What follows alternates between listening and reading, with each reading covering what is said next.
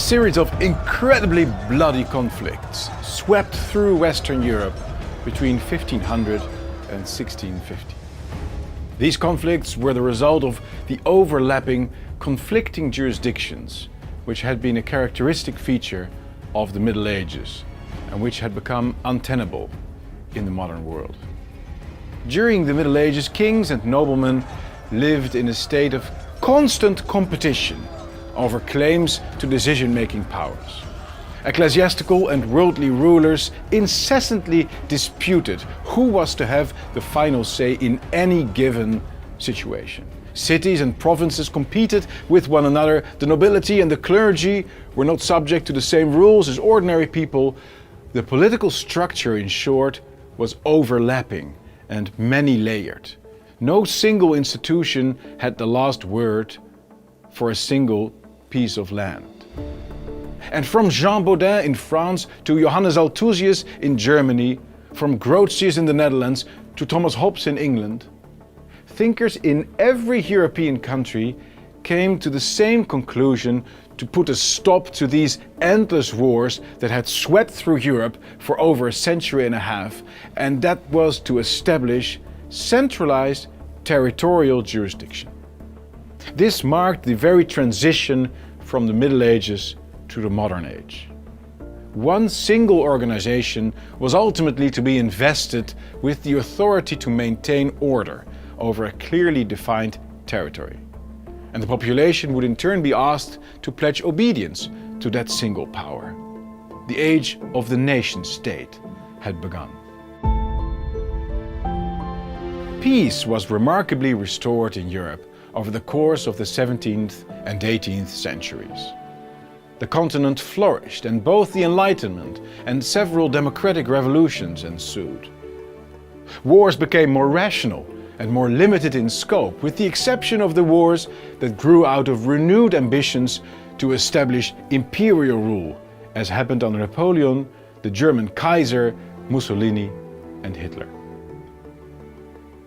Despite its remarkable successes, an insidious process of dismantlement overtook the nation-states of Europe after the Second World War.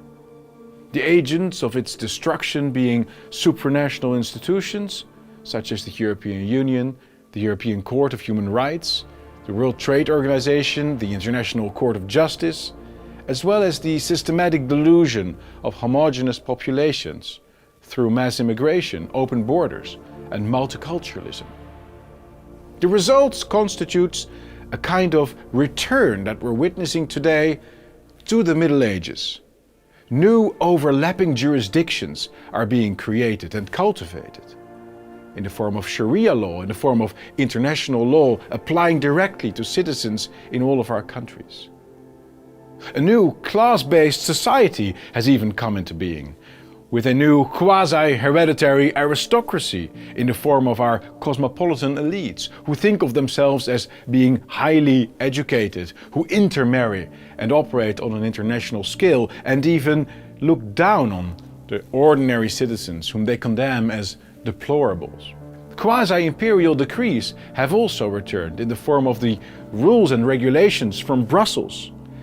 A secular form of papal authority has even returned via the Universal Human Rights Court and the Universal International Criminal Court. For let us not forget, universal, it's the literal translation of the Greek word Catholic or Catholicos.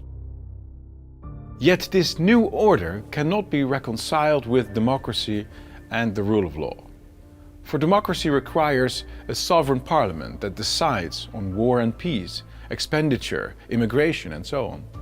And the great capitals of our European countries have in fact already lost virtually all of their decision-making powers in crucial areas of policy.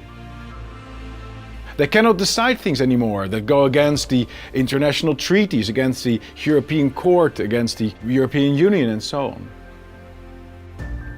So we've reached a decisive moment in our history. We're facing a fundamental choice. Are we going to continue along this path of supranationalism and multiculturalism, which inevitably leads to a new kind of Middle Ages? Or are we going to return to the nation state?